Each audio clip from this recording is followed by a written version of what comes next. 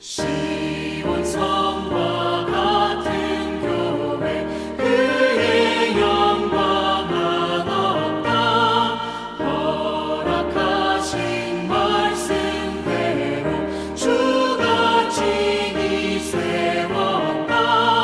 반석 위를 세운 교회 흔들 자가 누구랴. 모든 원수를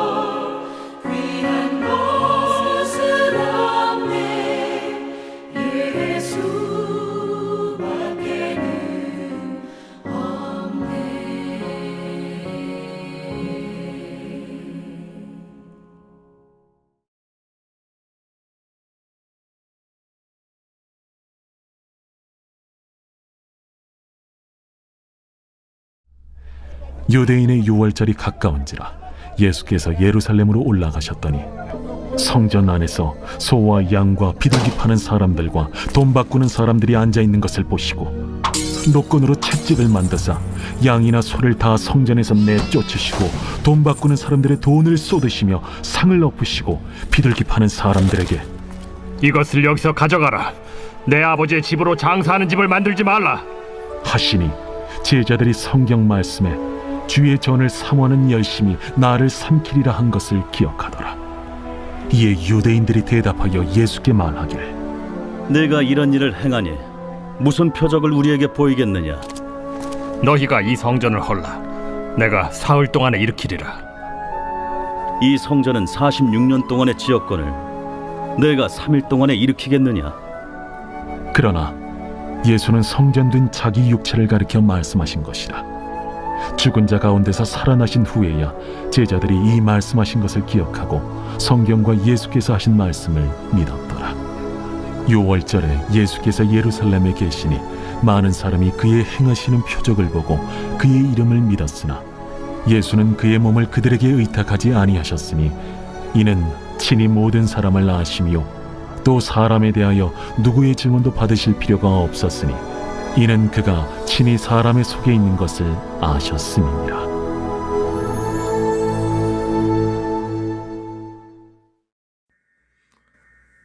할렐루야. 사랑하는 우리 성도님들, 하나님께서 오늘도 새로운 날 우리에게 새 시작 주셨습니다. 한 번도 살아보지 않은 참 귀한 날인데 특별히 눈이 많이 내려서 눈길 조심하시면 좋겠습니다. 또 어떠한 어려움이 있을지라도 수술을 받거나 또 고난 중에 있을지라도 하나님께서는 우리와 함께하고 계시고 오늘도 우리의 손을 붙잡아 주실 줄 믿습니다. 말씀 안에서 오늘도 승리하는 우리 성도님들 모두 되시기를 주의 이름으로 축복합니다. 오늘 함께 나눌 말씀은 요한복음 2장 13절로 25절까지의 말씀 함께 나누며 은혜 받기를 원합니다.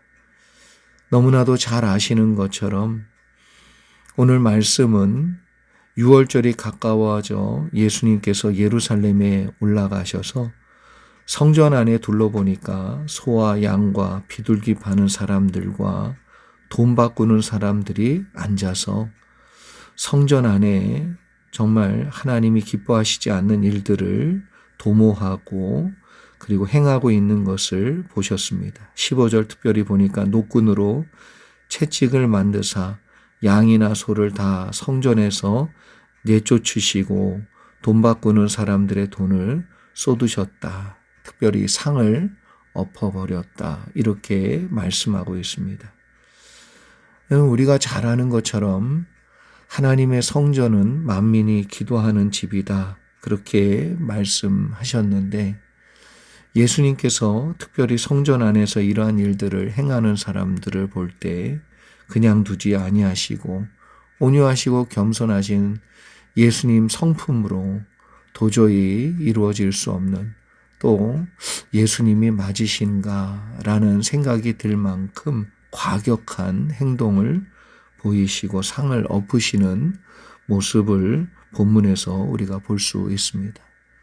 아무리 예수님께서 온유하고 겸손하시고 또 사랑이 많으신다 할지라도 하나님의 성전 안에서 이러한 일들이 일어나는 것을 볼 때 도저히 참지 못하시고 어찌 보면 의로운 분노이지요. 우리가 주님이 우리를 사랑하시는 것을 우리가 잊지 말아야 됩니다. 그러나 한 가지 또 알아야 될 것은 예수님은 결단코 하나님의 말씀에서 벗어나는 일과 하나님 성전 안에서 불의한 일이 일어나는 것을 용납하지 않으신다. 분명히 말씀을 통해서 우리가 오늘 깨닫고 알아야 될 줄 믿습니다. 성령이 우리 가운데 내주하십니다. 그래서 사도 바울도 우리 안에 성전이 세워졌으며 그리고 성령이 내주하고 있다는 사실을 말하고 있지요. 예수님께서도 성전을 헐라 내가 3일 만에 다시 지으리라 말씀하신 그 성전은 눈에 보이는 성전이 아니고 우리 내면 가운데 성령이 내주하시는 성전을 짓겠다라는 말씀을 우리에게 하신 것이고 예수님의 부활을 우리에게 암시해 주는 그러한 내용이기도 합니다.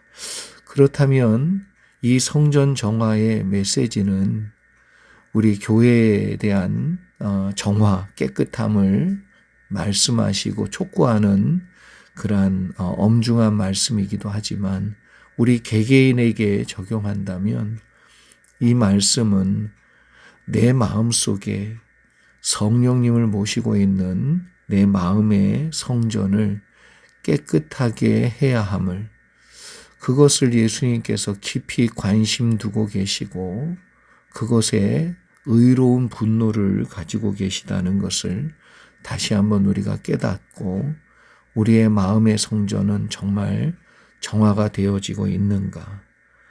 여기 지금 본문에서 나오는 것처럼 세상에 물들어 세속에 물들어서 정말 하나님이 기뻐하시는 일들이 아닌 하나님 성전에서 이루어질 수 없는 그러한 매매와 그러한 생각들과 그러한 행위들이 나타나고 있지는 않는지를 되돌아봐야 되는 그러한 말씀이고 메시지라고 생각합니다.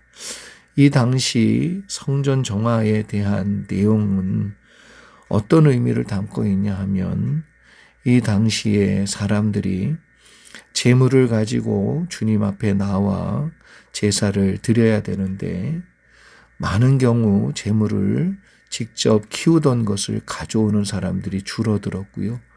그런 이후에는 제사장들이 폭리를 취하고자 제물을 가져오면 그것을 받아주지 아니하고 흠이 있다 하여 되돌려 보낼 때 그것을 가져온 사람들은 제사를 드려야 하고 또 집에 다녀올 수 없는 형편과 시간적인 문제 때문에 그 자리에서 자신이 가져온 제물을 바꾸고 혹은 그러한 일들을 많이 당한 사람들은 아예 이곳에서 성전에서 허용된 제사장의 허가를 받은 제물들을 돈을 주고 간편하게 사서 제사를 드렸다는 거지요.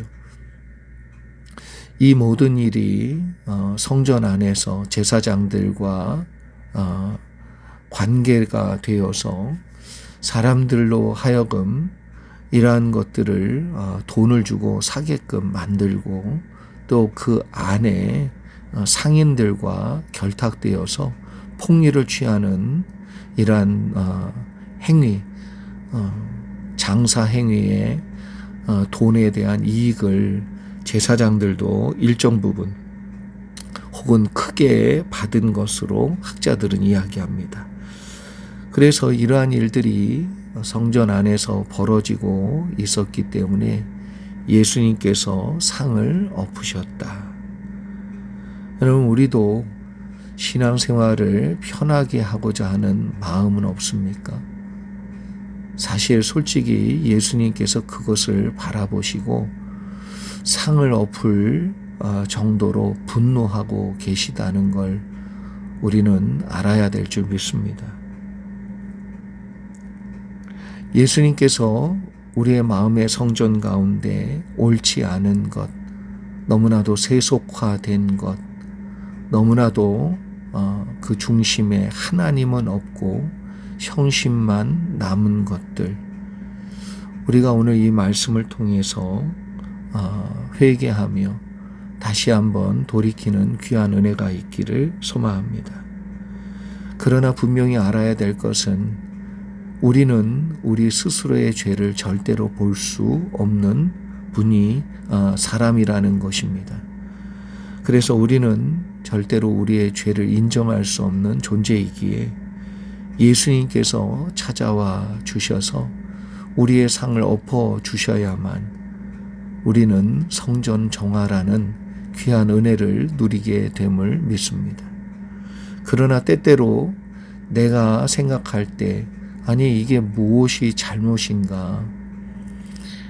많은 사람들이 이렇게 하고 있는데 이게 잘못된 것이라고 왜 예수님은 나에게 지적하시고 왜 나에게 이러한 상처와 이러한 어려움과 이러한 고통과 이런 일을 겪게 하는가? 여기 지금 상인들은 얼마나 황당했을까요? 얼마나 힘들었을까요? 삶의 터전이고 살아갈 내용인데 이걸 엎어버리시니 예수님이 얼마나 원망스러웠을까요? 여러분, 우리에게 성전 정화란 우리의 마음을 깨끗하게 하고 새롭게 하는 일은 때때로 우리의 생각과 다른 예수님이 왜 이렇게 나에게 고통을 주시지? 라는 일로 다가올 수도 있다는 것입니다. 그러나 분명한 것 한 가지는 예수님은 우리를 사랑하시고 우리를 더 거룩한 은혜 가운데 세우기 위해 예수님께서 우리의 내면 가운데 있는 마음의 성전을 깨끗하게 하시기 위하여 역사하시는 것임을 저와 여러분이 꼭 믿기를 소망합니다. 하나님 우리를 사랑하십니다. 결코 우리를 힘들게 하고자 함이 아니요 거룩하게 하고자 함이고 우리로 하여금 하나님의 언약과 복을 누림에 조금도 부족함이 없는 자들로 깨끗하게 정결하게 만들어 주시기 위함임을 깨닫는 저와 여러분 되기를 소망합니다. 그래서 예수님께서 이 모든 일을 행하시면서 비둘기 파는 사람들을 내어 쫓는 이 말씀, 그리고 그 뒤에 보니까 16절 17절에 비둘기 파는 사람들에게 이르시되 이것을 여기서 가져가라. 내 아버지의 집으로 장사하는 집을 만들지 말라 하시니. 그 다음에 17절입니다. 제자들이 성경 말씀에 주의 전을 사모하는 열심히 나를 삼키리라 한 것을 기억하더라. 여러분, 예수님께서 이러한 일을 행하신 것은 시편 69편 9절 말씀처럼 주의 집을 위하는 열성이 나를 삼키고 주를 비방하는 비방이 내게 미쳤나이다. 이 말씀을 제자들이 기억했다는 것이지요. 여러분, 예수님께서 우리에게 정말 뜻밖의 어떠한 일들을 행할 때마다 우리가 생각지 못하고 예상치 못한 일들이 벌어질 때 이렇게 예상치 못한 눈이 내려서 불편하고 힘들고 어렵다라는 생각이 들 때 우리가 알아야 될 것은 뭐냐 하면 하나님이 나에게 주시는 말씀, 하나님이 나에게 주시는 뜻, 왜 하나님께서 나에게 이러한 과정을 경험하게 하시는가? 왜 하나님이 나에게 이러한 일을 하도록 맡기시는가? 이러한 하나님의 뜻과 말씀을 기억한다면 그 사람에게는 하나님의 놀라운 은혜가 임하게 될 줄 믿습니다. 그래서 우리가 어떠한 상황과 일을 통하여서 깨달아야 될 것은 무엇이냐 하면 하나님의 말씀이 떠올라야 되고 그 말씀을 기억하여 하나님이 나에게 원하시는 것이 회개구나. 하나님 나에게 원하시는 것이 돌이키는 것이구나. 하나님 나에게 원하시는 것은 나에게 이제는 이것을 끊어버리고 하나님의 뜻 가운데 거하라는 의미이구나 라는 것을 우리에게 가르쳐주고 있다는 것을 깨닫는 것, 그것이 매우 중요한 일임을 알 수 있습니다. 그래서 예수님께서 19절에 보니까 예수께서 대답하여 이르시되 너희가 이 성전을 헐라 내가 사흘 동안에 일으키리라. 그래서 우리 내면에 하나님의 성전을 지으셨어요. 이제 이 말씀은 교회에 주는 말씀이기도 하지만 우리 각자 심령에 있는 성령이 거하시는 성전, 마음의 성전을 성결케 하는 일이 얼마나 중요한 일인지를 우리에게 가르쳐 주시는 말씀으로 저와 여러분이 깨달아야 될 줄 믿습니다. 이 11절에 보니까 그러나 예수는 성전된 자기 육체를 가르쳐 말씀하신 것이라. 그래서 이제 예수 그리스도가 우리 안에 계시고 그 예수 그리스도께서 성전되어 주셔서 성령께서 우리에게 내주하여 말씀해 주시는 그 음성들을 듣고 사는 것, 그것이 바로 그리스도인의 삶이다. 그렇게 말씀드릴 수 있습니다. 22절에 보니까 죽은 자 가운데서 살아나신 후에 제자들이 이 말씀하신 것을 기억하고 성경과 예수께서 하신 말씀을 믿었더라. 여러분, 우리가 예수님을 정말 더 온전히 믿고 예수님의 은혜를 더 누리기를 원한다면 우리는 반드시 하나님의 말씀을 기억하고 그 말씀이 우리 가운데 이루어지는 역사를 체험할 때, 그래서 정말 내가 죽고 내 육신의 소욕이 죽고 내 생각이 죽고 내 마음이 내가 원하는 방향대로가 아니라 하나님이 말씀해 주시고 뜻하신 내용을 내가 듣고 받아들이고 인정하고, 그래서 우리가 죄와 사망의 법을 따라가지 아니하고 또 우리 육신의 소욕 가운데 나타나는 내면의 음성을 쫓아 행하지 않고 성령이 우리에게 말씀해 주시는 음성 앞에 순종하고 그리고 그 말씀대로 살아간다면 반드시 주님께서 우리에게 해주시는 그 말씀을 통하여 또 그 말씀이 진실이며 그리고 진리이며 생명이라는 것을 경험하게 될 때 그 말씀도 기억나고 주님의 귀한 그 은혜로 말미암아 예수님을 더 온전히 믿는 믿음이 우리 가운데 세워지게 될 줄 믿습니다. 사랑하는 성도 여러분, 오늘 하나님께서 우리에게 주시는 이 귀한 말씀 가운데 오늘 하루를 살아가면서 나에게 정말 예상치 못한 일들이 벌어지고 있습니까? 하나님을 믿으시기를 축복합니다. 우리를 깨끗하게 하여서 더 귀한 은혜 가운데 우리를 세워주실 줄 믿습니다. 또 그럴 때마다 하나님의 말씀을 기억하시고 하나님의 뜻을 기억하시고 그 시험과 어려움을 잘 이겨내는 저와 여러분 되실 수 있기를 축복합니다. 그리고 그 말씀대로 행해 볼 때 정말 예수님을 믿고 그 말씀을 따라 가보면 예수님이 오르셨다는 것을 분명히 경험하게 될 줄 믿습니다. 예수님이 맞으셨다는 것을 성령님의 음성이 나를 살리기 위해서 그런 말씀을 주셨다는 것을 발견하게 될 줄 믿습니다. 그래서 우리에게 얻어지는 것이 무엇입니까? 예수님을 더 신뢰하는 믿음. 그 믿음이 우리의 마음 가운데 내 육신의 소욕과 세상의 방법으로 살지 아니하고 하나님의 말씀과 하나님의 뜻대로 살아가는 믿음, 우리에게 더 굳건하게 세워주시는 은혜가 될 줄 믿습니다. 사랑하는 성도 여러분, 세상을 이기는 것은 주님의 말씀과 믿음밖에 없습니다.